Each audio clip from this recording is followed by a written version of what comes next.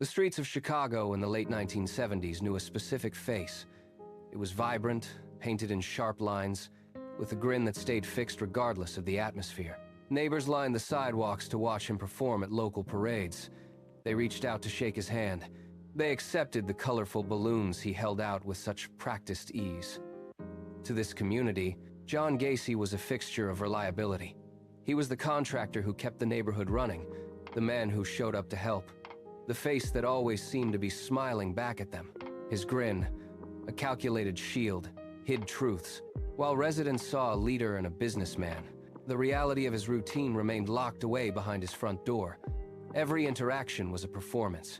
Every balloon handed out served to cement his place in the public trust, creating a perfect, unreachable facade. He moved through the sunlight with the confidence of a man who owned the space he walked in, while the true nature of his intent stayed buried in the silence of his own design. The rhythm of the neighborhood changed, not with a sudden event, but with a slow, grinding silence. Teenagers began to vanish. One day they were walking to school or working a shift. The next, they were simply gone.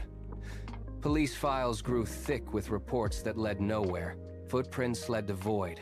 They looked for suspects in low-rent districts and dark corners of the city, never once considering the man who organized the parades. Inside the suburban home, the reality was starkly different.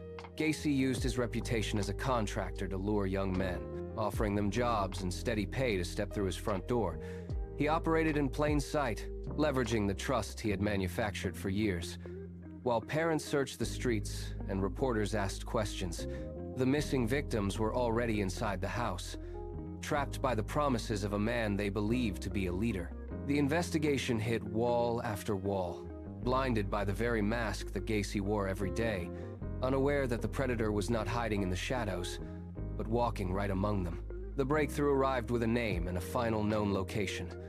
A young man had vanished, and the last person to speak with him was the contractor. Detectives pulled the files, connected the dots, and found their path leading directly to the suburban doorstep. They arrived on a quiet afternoon. Heavy air choked the house. The detectives stood on the porch, holding the warrant with steady hands, waiting for a response that felt too long in coming. When the door opened, the space behind it did not look like a home. It looked like a containment zone. The detectives entered, moving with practiced caution as they surveyed the layout. Every room they stepped into felt stagnant. A strange, metallic smell hung in the hallway, faint but impossible to ignore. They moved deeper into the structure, their footsteps echoing against the floorboards. The sense of unease sharpened with every passing second. They were no longer following a lead. They were entering a trap that had been waiting for them to find it. They pushed toward the center of the house, prepared for anything, unaware of how cold the foundation would turn. The detectives moved toward the center of the house, guided by an impossible odor rising from beneath the floor. They pried back a heavy piece of wood, the nails screeching as they gave way. A thick, suffocating cloud of damp earth and decay billowed into the room. One detective knelt, shining a high-intensity light into the darkness below. The beam cut through the gloom, revealing not empty space. Debris moved, hands trembled. Foundation's shape emerged. It was not a storage area. It was a silent, subterranean graveyard. Chill air struck detectives. Revelation hit hard. They had come looking for a missing teenager, but they had found a history of violence buried in the dirt.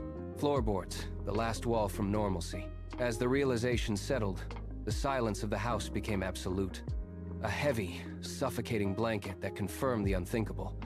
The mask was gone, leaving only the cold, undeniable evidence of a predator who had been working beneath their feet for years. The courtroom sat in absolute, heavy silence as the evidence reached the judge. Every piece of documentation, every photograph, and every recovered detail was laid bare. Gacy kept his head low, staring at the floor, his expression hollowed out by the finality of his capture. The jury deliberated for only hours. Verdict echoed, a nation hushed. Files whisper secrets. Facade versus reality. The stage is now empty. The spotlight focused only on the dust motes dancing in the cold air of the archives. What other secrets lie beneath the floorboards of ordinary lives? The records are open, but the darkness remains. You have been listening to The Hidden Archives. Subscribe now to continue the investigation into history's most unsettling mysteries.